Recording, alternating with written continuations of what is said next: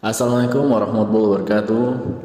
Bertemu lagi di channel Muhammad Gallery.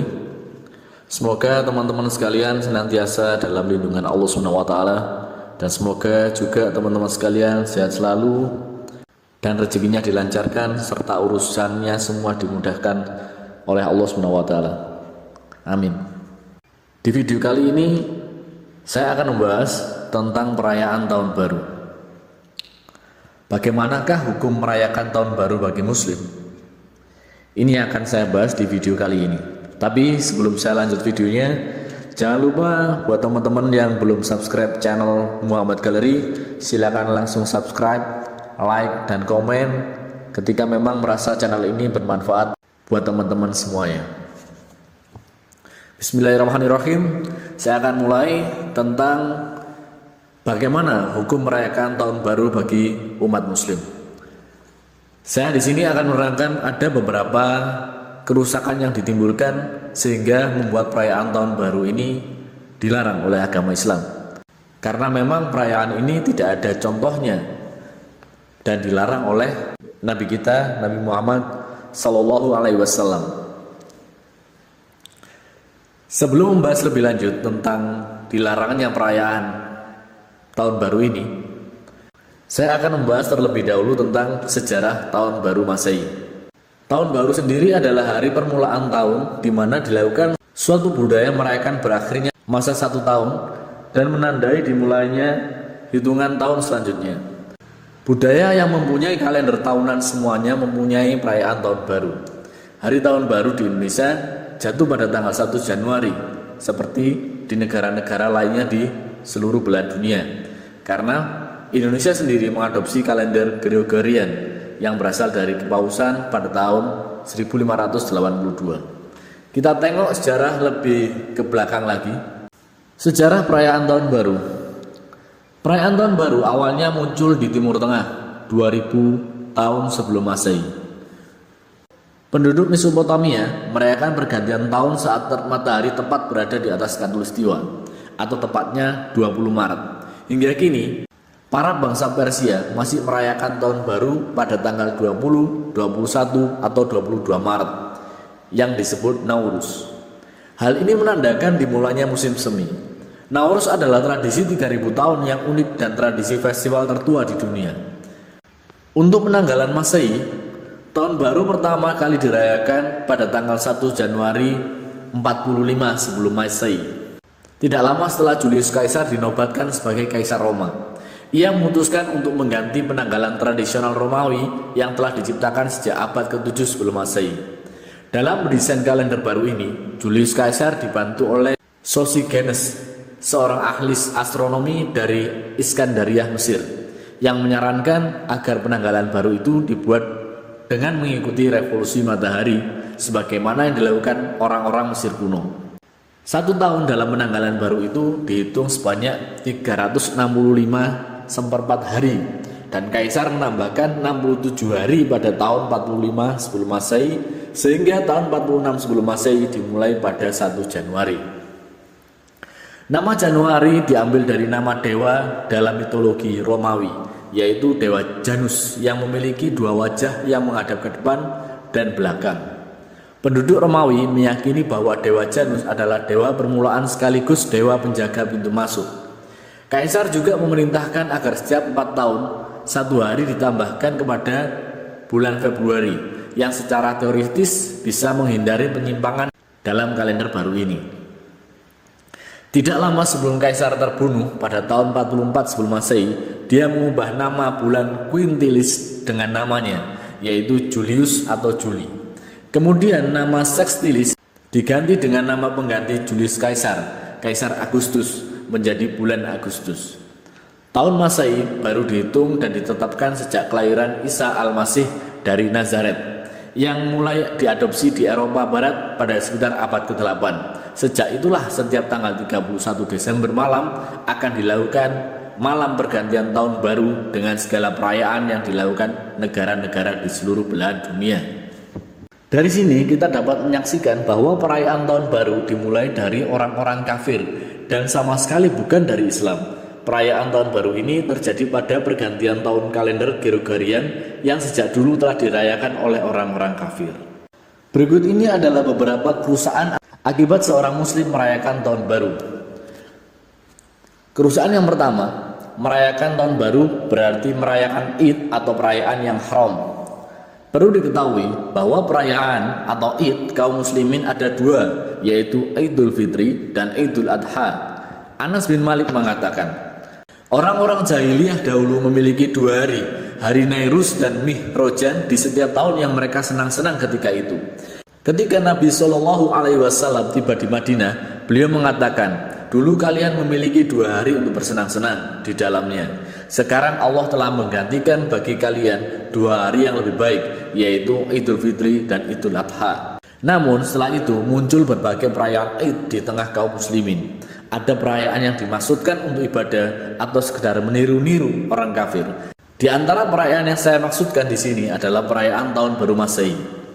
Perayaan semacam ini berarti di luar perayaan yang Nabi maksudkan sebagai perayaan yang lebih baik yang Allah ganti. Karena perayaan kaum muslimin hanyalah dua yang dikatakan baik, yaitu Idul Fitri dan Idul Adha.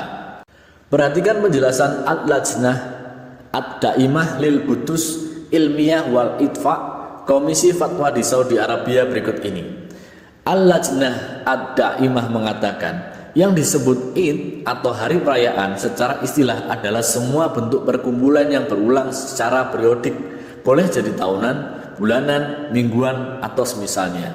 Jadi dalam Id terkumpul beberapa hal.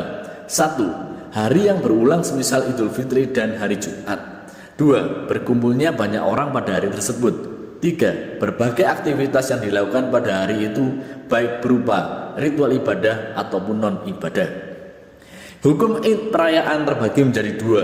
1. Id yang tujuannya adalah beribadah, mendekatkan diri kepada Allah dan mengagungkan hari tersebut dalam rangka mendapatkan pahala. Atau yang kedua, Id yang mengandung unsur menyerupai orang-orang jahiliyah atau orang-orang kafir yang lain, maka hukumnya adalah bid'ah yang terlarang karena mencakup dalam sabda Nabi Shallallahu Alaihi Wasallam, barang siapa yang mengadakan amal dalam agama kami ini padahal bukanlah bagian dari agama, maka amal tersebut tertolak. Hadis riwayat Bukhari dan Muslim. Begitu pula perayaan tahun baru termasuk perayaan yang terlarang karena menyerupai perayaan orang kafir. Kerusakan yang kedua, merayakan tahun baru berarti tasyabuh atau meniru-niru orang kafir. Merayakan tahun baru termasuk meniru-niru orang kafir, dan sejak dulu Nabi kita Shallallahu Alaihi Wasallam sudah mewanti-wanti bahwa umat ini memang akan mengikuti jejak orang Persia, Romawi, Yahudi, dan Nasrani. Kaum muslimin mengikuti mereka baik dalam berpakaian ataupun berhari raya. Dari Abu Hurairah, Nabi Shallallahu Alaihi Wasallam bersabda, kiamat tidak akan terjadi hingga umatku mengikuti jalan generasi sebelumnya sejengkal demi sejengkal, sehasta demi sehasta. Lalu ada yang menanyakan pada Rasulullah, apakah mereka itu mengikuti seperti Persia dan Romawi? Beliau menjawab, selain mereka, lantas siapa lagi? Perkataan beliau ini adalah suatu mukjizat bagi beliau karena apa yang beliau katakan telah terjadi saat-saat ini. Lihatlah apa yang dikatakan oleh Nabi Shallallahu Alaihi Wasallam. Apa yang beliau katakan memang benar-benar terjadi saat ini. Berbagai model pakaian orang barat diikuti oleh kaum muslimin, sampai pun yang setengah telanjang. Begitu pula berbagai perayaan pun diikuti, termasuk pula perayaan tahun baru ini. Ingatlah, Nabi Shallallahu Alaihi Wasallam secara tegas telah melarang kita meniru-niru orang kafir atau tasyabuh. Beliau bersabda, barang siapa yang menyerupai suatu kaum, maka dia termasuk bagian dari mereka. Menyerupai orang kafir atau tasyabuh ini terjadi dalam hal pakaian, penampilan, dan kebiasaan. Tasyabuh di sini diharamkan berdasarkan dalil Al-Quran, As-Sunnah, dan kesepakatan para ulama. Kerusakan yang ketiga, merekayasa amalan yang tanpa tuntunan di malam tahun baru. Kita sudah ketahui bahwa perayaan tahun baru ini berasal dari orang kafir dan merupakan tradisi mereka. Namun sayangnya, di antara orang-orang jahil ada yang mensyariatkan amalan-amalan tertentu pada malam pergantian tahun. Daripada waktu kaum muslimin sia-sia, mending malam tahun baru kita isi dengan zikir berjamaah di masjid. Itu tentu lebih manfaat daripada menunggu pergantian tahun tanpa ada manfaatnya. Demikian ungkapan sebagian orang. Ini sungguh aneh. Pensyariatan semacam ini berarti melakukan suatu amalan yang tanpa tuntunan. Perayaan tahun baru sendiri adalah bukan perayaan atau ritual kaum muslimin. Lantas kenapa harus diisyaratkan amalan tertentu ketika itu? Apalagi menunggu pergantian tahun pun akan mengakibatkan meninggalkan berbagai kewajiban sebagaimana nanti akan saya utarakan. Jika ada yang mengatakan, daripada menunggu tahun baru diisi dengan hal yang tidak bermanfaat, mending diisi dengan zikir, yang penting kan niat kita baik. Maka cukup saya sanggah niat baik semacam ini dengan perkataan Ibnu Mas'ud ketika dia melihat orang-orang yang berzikir namun tidak sesuai dengan tuntunan Nabi Shallallahu Alaihi Wasallam.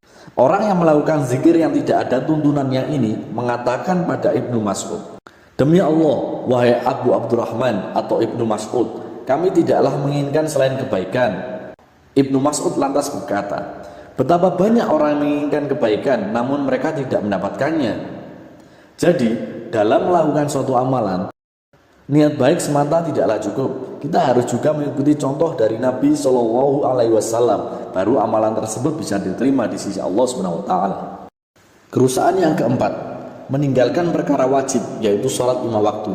Betapa banyak kita saksikan karena begadang semalam suntuk untuk menunggu detik-detik pergantian tahun. Bahkan begadang seperti ini diteruskan lagi hingga jam 1, jam 2 malam, atau bahkan hingga pagi hari. Kebanyakan orang yang begadang seperti ini luput dari sholat subuh yang kita sudah sepakat tentang wajibnya. Di antara mereka ada yang tidak mengerjakan sholat subuh sama sekali karena sudah kelelahan di pagi hari. Akhirnya mereka tidur hingga pertengahan siang dan berlalulah kewajiban tadi tanpa ditunaikan sama sekali. Ketahuilah bahwa meninggalkan satu saja dari sholat 5 waktu bukanlah perkara sepele. Bahkan meninggalkannya para ulama sepakat bahwa itu termasuk dosa besar. Kerusakan yang kelima, terjerumus dalam zina. Jika kita lihat pada tingkah laku muda-mudi saat ini, perayaan tahun baru pada mereka tidaklah lepas dari ikhtilat atau campur baur antara pria dan wanita, dan berkhaulat atau berdua-duaan. Bahkan mungkin lebih parah dari itu, yaitu sampai terjerumus dalam zina dengan kemaluan. Inilah yang sering terjadi di malam tersebut dengan menerjang berbagai larangan Allah dalam bergaul dengan lawan jenis. Inilah yang terjadi di malam pergantian tahun, dan ini real terjadi di kalangan muda-mudi. Kerusakan yang keenam, mengganggu kaum muslimin ataupun non-muslim. Merayakan tahun baru banyak diramaikan dengan suara mercon, petasan, trompet, ataupun suara bising lainnya. Ketahuilah, ini semua adalah suatu kemungkaran karena mengganggu muslim lainnya ataupun orang yang lainnya. Bahkan sangat mengganggu orang-orang yang butuh istirahat seperti orang yang lagi sakit. Padahal mengganggu muslim lainnya adalah terlarang, sebagaimana sabda Nabi Shallallahu Alaihi Wasallam. Orang muslim adalah seseorang yang lisan dan tangannya tidak mengganggu orang lain. Kerusakan yang ketujuh, meniru perbuatan setan dengan melakukan pemborosan. Perayaan malam tahun baru adalah pemborosan besar-besaran hanya dalam waktu 1 malam. Jika kita perkirakan setiap orang menghabiskan uang pada malam tahun baru sebesar Rp1.000 untuk membeli mercon dan segala hal yang memeriahkan perayaan tersebut, lalu merayakan tahun baru sekitar 10 juta penduduk Indonesia, maka hitunglah berapa jumlah uang yang dihambur-hamburkan dalam waktu semalam. Itu baru diperkirakan setiap orang menghabiskan 1.000. Bagaimana jika lebih dari itu? Mungkin 10.000, 100.000, bahkan 1 juta. Subhanallah, sangat banyak sekali jumlah uang yang dibuang sia-sia. Itulah harta yang dihamburkan sia-sia dalam waktu semalam untuk membeli petasan, kembang api, mercon, ataupun untuk menyelenggarakan pentas musik dan sebagainya. Padahal Allah Subhanahu wa Ta'ala telah berfirman, dan janganlah kamu menghambur-hamburkan hartamu secara boros. Sesungguhnya pemboros-pemboros itu adalah saudara-saudara syaitan. Surat Al-Isra ayat 26 sampai 27. Inilah diantara beberapa kerusakan dalam perayaan tahun baru. Sebenarnya masih banyak kerusakan yang lainnya yang tidak bisa saya sebutkan satu persatu dalam video ini karena saking banyaknya. Seorang muslim tentu akan berpikir 1000 kali sebelum melangkah karena sia-sianya merayakan tahun baru. Jika ingin menjadi lebih baik di tahun mendatang, bukanlah dengan merayakannya. Seseorang menjadi baik tentulah dengan banyak bersyukur atas nikmat waktu yang sudah Allah berikan. Bersyukur yang sebenarnya adalah dengan melakukan ketaatan kepada Allah, bukan dengan berbuat maksiat dan bukan dengan membuang-buang waktu dengan sia-sia. Lalu yang harus kita pikirkan lagi adalah apakah hari ini kita lebih baik daripada hari kemarin. Pikirkanlah apakah hari ini iman kita sudah semakin meningkat ataukah semakin anjlok. Itulah yang harus kita renungkan sebagai seorang muslim setiap kali bergulirnya waktu. Mungkin saya cukupkan video kali ini teman-teman. Semoga penjelasan saya singkat ini bisa membuka pikiran kita semua bahwa perayaan tahun baru itu adalah terlarang untuk orang-orang muslim. Dan buat teman-teman yang suka dengan video saya, silakan langsung like, komen, dan share sebanyak-banyaknya. Akhir kata, terima kasih buat yang sudah nonton video saya. Yang benar seluruhnya adalah milik Allah, yang salah seluruhnya dan sepenuhnya adalah dari saya pribadi. Akhir kata, Assalamualaikum warahmatullahi wabarakatuh.